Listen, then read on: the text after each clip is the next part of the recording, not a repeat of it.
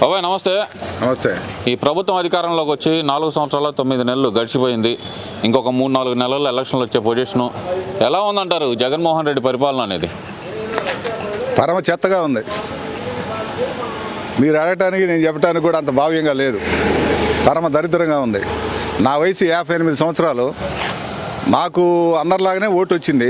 Vote వచ్చిన తర్వాత కూడా చాలామంది ముఖ్యమంత్రులు అందరినీ చూసాం. కానీ ఇటువంటి చెత్త ముఖ్యమంత్రిని నేను ఏ రోజు చూడలేదు. అంటే తండ్రిని మించి పరిపాలన చేస్తానని చెప్పి అధికారంలోకి వచ్చిన ముఖ్యమంత్రిని తండ్రిని మించి పరిపాలన చేశాడంటారు ఈ జగన్మోహన్ రెడ్డి. ప్రజలు నమ్మారు, తండ్రిని మించి చేస్తాడేమో అని అనుకున్నారు. కానీ తండ్రిని మించి కాదు కదా, గతంలో చేసినటువంటి ఏ ముఖ్యమంత్రి కూడా చేయలేనటువంటి దుర్మార్గమైనటువంటి పరిపాలన చేస్తున్నాడు. కదిలితే కేసు, మెదిలితే కేసు. ఇప్పుడు నేను మాట్లాడుతున్నాగా నా మీద ఇప్పటికే కేసులు ఉన్నాయి, మళ్ళీ పెట్టినా కూడా ఆశ్చర్యం లేదు. అది అంటే ఇక్కడ ఇంకో విషయం ఏంటంటే, నేను వచ్చిన తర్వాతే పేదలందరికీ సంక్షేమ పథకాలు అందుతున్నాయి, నేను వచ్చిన తర్వాతే పేదలందరూ సంతోషంగా ఉన్నారని ప్రతి సభలో చాలా గొప్పగా చెబుతున్నారు. నిజంగానే ఈయన వచ్చిన తర్వాతే పేదలందరూ సంతోషంగా ఉన్నారంటారా? అంతకు ముందు నుంచే ఉన్న పేరులే, ఉన్న పథకాలనే పేరు మార్చి వాడుకుంటున్నాడు తప్పితే కొత్తగా ఒక పథకం చెప్పామని చెప్పండి. ఉన్న పథకాలు తీసేశాడు, ఉన్న ఫెసిలిటీసు తీసేశాడు. ఉదాహరణ అన్న క్యాంటీన్ ఎవరు పెట్టారండి? ఇప్పుడు ఏదండి అన్న క్యాంటీన్? మూసేశాడు. అవి ఇప్పుడు దేనికి ఉపయోగపడుతున్నాయండి? అన్న క్యాంటీన్ ఎక్కడ ఉంది? 5 రూపాయలకి అన్నం తినేవాళ్ళు. చుట్టుపక్కల ఊళ్ళ నుంచి వచ్చిన వాళ్ళు కానీ, రకరకాల పనుల మీద గుంటూరు టౌన్లోకి వచ్చిన వాళ్ళు కానీ, ఎక్కడైనా సరే, ఒక గుంటూరు అనే కాదు, పట్టణాల్లో అన్న క్యాంటీన్ 5 రూపాయలకి భోజనం, 2 రూపాయలకి టిఫిన్ కార్యక్రమం పెట్టారు. అర్ధాంతరంగా తీసేస్తే ఏదో రాజన్న క్యాంటీన్ పెడతానని అన్నారు. బొత్స సత్యనారాయణ గారు చెప్పాడు రాజన్న క్యాంటీన్ అని. ఏది రాజన్న క్యాంటీన్? ఎక్కడ పెట్టాడు రాజన్న క్యాంటీన్? ఏం లేదు. అట్లాగే సంక్రాంతి పండుగ వస్తే హిందువులకి సంక్రాంతి తోఫా ఇచ్చేవాళ్ళు, ముస్లిమ్స్కి ఇచ్చేవాళ్ళు, క్రిస్టమస్కి ఇచ్చేవాళ్ళు. ఏమేవన్నీ లేవే. విదేశీ యాత్ర ఉందా? మరి ఏంటి వాళ్ళు ఇచ్చింది? ఏంది? ఉన్నాయి లాగేశారు. ఇంకా చెప్పుకుంటూ పోతే చాలా ఉన్నాయి. మీరేమో చాలా ఉన్నాయి అంటారు, ఆయనే నేను అమ్మఒడి ఇస్తున్నాను, ఆసరా ఇస్తున్నాను, ఇవన్నీ ఇస్తున్నాను కదా అంటున్నారు కదా. మరి అవన్నీ అంతకుముందు ఇచ్చిన ప్రభుత్వాలే. వాళ్ళ నాన్నగారు కూడా ఇచ్చారు. రాజశేఖర రెడ్డి గారు, దివంగత వైఎస్ రాజశేఖర రెడ్డి గారు ఇచ్చారు. అలాగే రోసీ గారి ప్రభుత్వంలో కొనసాగినాయి. అలాగే కిరణ్ కుమార్ రెడ్డి గారు ఇచ్చారు. అట్లాగే చంద్రబాబు నాయుడు గారు ప్రభుత్వంలో ఇచ్చారు. మిగతా వాళ్ళు ఇచ్చిన దానికి, చంద్రబాబు నాయుడు గారు ఇచ్చిన దానికి ఇక్కడ చాలా తేడా అబ్జర్వ్ చేయాలి మనం. ఎందుకంటే కట్టుబట్టలతో వచ్చాం మనం. రాష్ట్రం విడిపోయి కట్టుబట్టలతో ఉండటానికి ఇల్లు లేక, తినడానికి తిండి లేనటువంటి పరిస్థితుల్లో ఇక్కడికి వచ్చాం. ఆ రోజుల్లో కొనసాగించినటువంటి ఘనత నారా చంద్రబాబు నాయుడు గారిది. చంద్రబాబు నాయుడు అంటే స్కీములు ఏం గుర్తురావు, మొత్తం స్కాములే గుర్తొస్తాయి అంటున్నాడు మరి జగన్మోహన్ రెడ్డి. ఏది ఒక్క స్కామ్ నిరూపించండి. 4.5 సంవత్సరాలు, 5 సంవత్సరాలు అవుతుంది. ఇంకేముంది? ఎలక్షన్ నోటిఫికేషన్ వస్తుంది. ఒక్క స్కామ్లో చూపించండి. అరెస్ట్ చేశారు, 53 రోజులు పెట్టారు. ఏం తేల్చారు? నేను అడుగుతున్నా ఇప్పుడు, 53 రోజులు ఎందుకు పెట్టారు? ఏం తేల్చారు చెప్పండి. వచ్చి కూడా నెల అవుతుంది కదా. ఎందుకని? ఆడేమీ లేదు కాబట్టి, అధికారం ఉంది కాబట్టి దుర్మార్గంగా ఆరోపణలు చేసి అరెస్ట్ చేశారు. అంతే కదా. అధికారం ఉందని అధికారాన్ని దుర్వినియోగం చేసుకున్నారు, పోలీసు వ్యవస్థను అడ్డు పెట్టుకొని. రేపు ప్రజలకు సమాధానం చెప్తారు కదా. ప్రజలు సిద్ధంగా ఉన్నారు. రాష్ట్ర ప్రజలు బ్రహ్మాండమైనటువంటి మెజార్టీతో నారా చంద్రబాబు నాయుడు గారిని గద్దెనెక్కించడానికి సిద్ధంగా ఉన్నారు. 175 గెలుస్తాను, నా వెంట్రుక పేకలేరు అనే స్థాయి నుంచి జగన్మోహన్ రెడ్డి ఇప్పుడు నా అక్కలు, నా చెల్లెళ్ళు, వీళ్ళందరూ నాయనకమాలే ఉన్నారు అనే స్థాయికి ఎందుకు వచ్చారంటాడు? అసలు సర్వే రిపోర్ట్లు, సొంత సర్వే, ప్రజల్లో ఉన్నటువంటి వ్యతిరేకత, పరిపాలన చేతగాని ముఖ్యమంత్రి, దద్దమ్మ ముఖ్యమంత్రి, ఏమీ చేతగాని ముఖ్యమంత్రి, తాడేపల్లి ముఖ్యమంత్రి, పరదాల ముఖ్యమంత్రి, ఇట్లా చెప్పుకుంటూ పోతే ఆయన ఎక్కడ మీటింగ్కి వస్తే అక్కడ ఉన్నటువంటి పచ్చని చెట్లు కూడా భస్మం అయిపోవాలి, మొత్తం నరికేస్తారు. ఆ ఊళ్ళో వాళ్ళకి నిద్ర ఉండదు. 3 రోజుల ముందు నుంచే బ్యారికేడ్లు కడతారు. వాళ్ళ ఇంటికి కూడా వాళ్ళని బానీరు. లేదు, ఇంట్లో ఉన్నాడు, బయటకు రావడానికి లేదు. అటువంటి పరిస్థితి మన నాయకుడు, మన ముఖ్యమంత్రి గారు వస్తున్నారంటే, గతంలో ఏ ముఖ్యమంత్రి వచ్చినా కూడా తండోపతండాలుగా వెళ్ళి చూసేవాళ్ళం. వెళ్ళి చూస్తే ముఖ్యమంత్రి గారు మీటింగ్ చెబుతుంటే ఆనందంగా వింటుండేవాళ్ళం. వీఐపీలు అయితే ముందుండేవాళ్ళు, మాలాంటి సామాన్యులు అయితే మధ్యలో ఉండేవాళ్ళు, ఇంకొంచెం వెనకుండే ఇంటుండేవాళ్ళు. అసలు వాళ్ళ ముఖ్యమంత్రి గారు ఎప్పుడు వస్తారో తెలియదు, ఎక్కడ వస్తారో తెలియదు. ఎక్కడ చెట్లు ధ్వంసమవుతాయి అక్కడ ఉంటాడు, పరదాలు కట్టుకొని వెళ్తాడు. ఇంకొకటి, మన ముఖ్యమంత్రి గారికి ఇంకో ఫెసిలిటీ కూడా ఉంది. ప్రతి 5 కిలోమీటర్లు కూడా కారు వాడరు, ఆయన హెలికాప్టర్ వాడతాడు. అంతా గాలిలోనే ప్రయాణం చేస్తాడు. మరి మీరేమో హెలికాప్టర్ అంటున్నారు, ఆయనేమో నా నడక నేల మీదే. నా గమనం పేదాలతోటే అంటున్నాడు కదా, మరి నడక నేల మీదే అంటున్నాడు కదా. నేల మీద ఉంటే మరి 5 కిలోమీటర్లు 6 కిలోమీటర్లకు హెలికాప్టర్ ఏం చేస్తున్నారు బాబు మీరు? ప్రెస్ వాళ్ళు ఏం చేస్తున్నారు? మమ్మల్ని కాదు, ఆయన అడగండి. అంటే ఆయన ప్రెస్ మీట్ ఇవ్వట్లేదు. మరి ప్రెస్ మీట్ కూడా ఇవ్వలేనటువంటి భయపడుతున్నాడు. మేము నడి రోడ్డు మీద ఉండి మాట్లాడుతున్నాం, ఒక సామాన్య కార్యకర్తలు మేము మాట్లాడుతున్నాం కదా. నా పేరు రామినేని వెంకటరావు, గోరంట్ల, 47వ డివిజన్, గుంటూరు.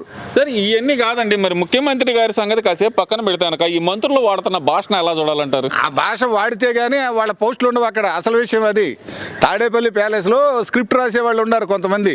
సజ్జల రామకృష్ణారెడ్డి గారి దగ్గర స్క్రిప్ట్ రాసిస్తారు. స్క్రిప్ట్ రాయటంలో వాళ్ళు బాగా ప్రాముఖ్యత చెందినటువంటి వాళ్ళు, బాగా కలం తిప్పినటువంటి బ్యాచ్ అనమాట. అది తీసుకొచ్చి ఇస్తే వీళ్ళు 2 సార్లు బైహార్డ్ చేసి వచ్చి టీవీ ముందు పెట్టాలి. పెడితే వాళ్ళకి పోస్ట్ ఉంటుంది, లేకపోతే పోస్ట్ తీసేస్తారు. అంటే ఈ పోస్ట్ అంటే గుర్తొచ్చిందండి, తర్వాత తీసేస్తారు. ఈ పోస్ట్ అంటే దాని గురించి మాట్లాడదామని అనుకుంటున్నాను.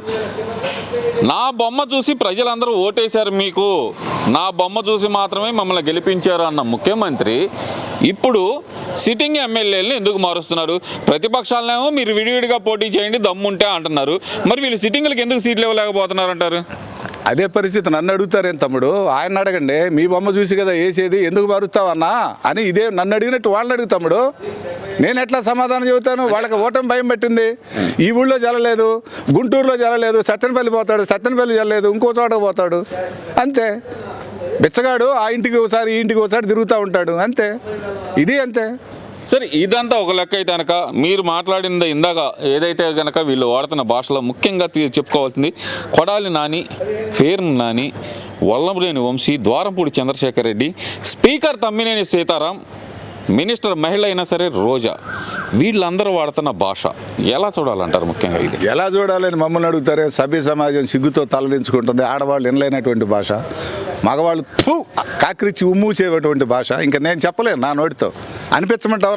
మాకు వచ్చు బూతులు, మాకు కూడా వచ్చు అంతకన్నా పెద్ద బూతులు, కానీ మేము వాడం మాట్లాడం మా నోటి నుండి రావు. మాకు ఆ సంస్కారం లేదు. అంటే నిన్న కూడా కొడాలి నాని ఒక వ్యాఖ్య అయితే చేశారు, మేము ఉమ్ము వస్తే కనుక ఆ ఉమ్ములో కొట్టుకుపోతారు వాళ్ళందరూ అంటూ ఆయన చేసిన వ్యాఖ్యలు. ఒక మీడియా ముందులో మాట్లాడుతూ, అందున ఆయన సీనియర్ ఎమ్మెల్యే ప్లస్ మంత్రి, మాజీ మంత్రిగా చేసిన ఆయన కూడా ఇలాంటి భాష మాట్లాడటాన్ని, అలాగే రోజా చూస్తేనేమో లోకేష్కి డిక్కీ బాగా బలిసింది అంటూ ఆమె మాట్లాడటం, కానీ అసలు ఎలా చూడాలంటారు దీన్ని? ఎవరికి బలిసిందో చూస్తున్నారు. లావుగా ఉన్నటువంటి లోకేష్ ఎంత పర్ఫెక్ట్గా ఉండి 3126 కిలోమీటర్లు ఎంత ఫాస్ట్గా నడిచారో చూశారు. మరి రోజా గారు చూసావు, జబర్దస్త్ రోజా గారు అని పేరు. అది నేను చెప్పేది కాదు, ఒక స్త్రీని నేను అనకూడదు, కానీ స్త్రీగా గుర్తించట్లేదు ఎవరు. అదేవిధంగా కొడాలి శ్రీ వెంకటేశ్వరరావు అనే అతను లారీ క్లీనరు. ఆడి గురించి పెద్ద గుట్కాలు వేసుకొని మాట్లాడేవాడు. వాడిని అసలు మేము పరిగణలోకి తీసుకోం. మరి స్పీకర్ స్థానంలో కూర్చునే తమ్మినేని సీతారాం కూడా లకారం భాష అసలు ఎలా చూడాలంటారు? ఆ లకారం భాషనే వాళ్ళ ఆవిడే కొట్టింది. అసలు విషయం మీకు తెలుసలేదు? వాళ్ళ ఆవిడ కొట్టింది మీకు తెలుసా? గతంలో వాళ్ళ ఆవిడ కొట్టింది. చంద్రబాబు నాయుడు గారు అడ్డం తీశాడు. ఈ లకారం భాషకు ఒక లకారాన్ని పెట్టుకొని కూర్చున్నాడు తమ్మినేని సీతారాం గారు. పెట్టుకుంటే వాళ్ళ ఆవిడ దొరకకుండా తిరుగుతుంటే వాళ్ళ ఆవిడ చంద్రబాబు నాయుడు గారు టిఫిన్కి పిలిచాడు ఎమ్మెల్యేలని. రోజుకు 3-4 ఎమ్మెల్యేలని టిఫిన్కి పిలుస్తూ ఉండేవాడు. ఈ రోజు ఆయన వంతు వస్తే ఈ రోజు ఖచ్చితంగా వస్తాడని చెప్పి ఇంటికి వచ్చి తల్లికి ఆమె కాసుకొని కూర్చుంది చంద్రబాబు నాయుడు గారు ఇంటి దగ్గర. వస్తే అప్పుడు దొరికాడు కదా అని కొట్టింది. ఇది కాదనంటే అప్పుడు అనండి మళ్ళీ వచ్చి నా మీద 1 కేసు 2 కేసులు పెట్టండి. ఇది నిజం. చూడండి, వెనక చరిత్ర చూడండి. తమ్మినేని సీతారాం పరిస్థితి అది. అంటే ఇక్కడ మనం గమనిస్తే కనుక గతంలో చూస్తే ప్రతిభా భారతి గారు కానీ, లేదంటే జేఎంసీ బాలయోగి గారు కానీ పార్లమెంట్లో చేశారు. తర్వాత చూస్తే కోడెల గారు కానీ, వీళ్ళందరూ స్పీకర్ స్థానానికి హుందా స్థానాన్ని తీసుకొచ్చారు. మరి ఈయన అసలుకి అక్కడ వాళ్ళు రాజకీయాలు మాట్లాడిన సందర్భం కూడా మనం గమనించలేదు. మరి ఈయన నోరు తెరిస్తే కనుక చంద్రబాబు నాయుడు గారిని దూషించడానికి ఎందుకు నోరు తెరుస్తారు అంటారు? వాళ్ళు సభ్యత సంస్కారం పెద్ద మనుషులు, వాళ్ళు చదువుకొని వచ్చారు, సంస్కారవంతులు, వాళ్ళు అట్లా బిహేవ్ చేశారు. కోడెల గారు డాక్టర్ గారు, అదేవిధంగా జిఎంసి బాలయోగి గారు ప్రముఖ అడ్వకేట్ లాయర్ గారు, అక్కడ కేంద్ర ప్రభుత్వంలో స్పీకర్గా చేశాడు జిఎంసి బాలయోగి గారు. మీరు చెప్పిన అన్ని పేర్లు కూడా ప్రతిభా భారతి గారు ఉన్నారంటే, ప్రతిభా భారతి గారి భర్త గారిని ఎప్పుడైనా చూసారా మీరు? ఏ రోజైనా అసలు ఎవరో తెలుసా ఆయన? ప్రతిభా భారతి గారు స్పీకర్గా చేశారు, మంత్రిగా చేశారు, అప్పటి నుండి ఇప్పటి వరకు ఉన్నారు. వాళ్ళ భర్త గారికి 100 నమస్కారాలు పెట్టాలి. వాళ్ళ భర్త గారు ఎవరో తెలియదు ఎవరికి, ఎందుకంటే ఆయన ఒక ప్రభుత్వ ఉద్యోగి. ఆయన ఉద్యోగం ఆయన చేసుకున్నాడు అంతే. ఏ రోజు రాజకీయాల్లోకి రాలేదు. ఈ దిక్కుమాలినాళ్ళలాగా ఈ తమ్మినేని సీతారాం వాళ్ళ భార్యని చూసారా? ఆమె ఒక సినిమాలో తెలంగాణ శకుంతల టైపు. చూడండి మీరు. అటువంటి సంస్కారం లేని వాళ్ళతో వాళ్ళ గురించి కూడా మనం మాట్లాడాల్సినటువంటి అవసరం లేదనుకుంటున్నాను తమ్ముడు. అంటే ఇక్కడ చివరిగా ఒక ప్రశ్న బాబాయ్, జనసేన టీడీపీ కలిసి పోటీ చేస్తే కనుక వైసీపీ పరిస్థితి ఏంటి? ఒకవేళ విడివిడిగా పోటీ చేస్తే వైసీపీ పరిస్థితి ఏంటి? తెలుగుదేశం పార్టీ జనసేన పార్టీ రెండూ కలిస్తే అది ఒక ప్రభంజనం, ఒక సునామీ. 175కి 175 సీట్లు వస్తాయి. పులివెందుల్లో కూడా జగన్మోహన్ రెడ్డి ఓడిపోతాడు, ఓడిపోవచ్చు కాదు ఓడిపోతాడు, అటువంటి పరిస్థితి ఉంటుంది. అదేవిధంగా ఒక్కళ్ళే పోటీ చేసినా కూడా తెలుగుదేశం పార్టీ, కాకపోతే ఓట్లు చీల్చొచ్చేమో కానీ ఇక అది మనం మాట్లాడేది కాదు. మరి ఒకవేళ గనక వైసీపీ పార్టీ ఓడిపోతే 2024 ఎలక్షన్లో వైసీపీ పార్టీ ఓడిపోతే తదుపరి ఆ పార్టీ ఉంటుందా ఉండదా? ఆయన జైలుకి పోతాడు. ఆయన జైలుకి పోతే ఇంకెటు పోతారు? ఇప్పటికే తలా దిక్కు చూసుకుంటున్నారు. వచ్చి ఇప్పుడు చంద్రబాబు నాయుడు గారి కాళ్ళ దగ్గర కూర్చుంటున్నారు.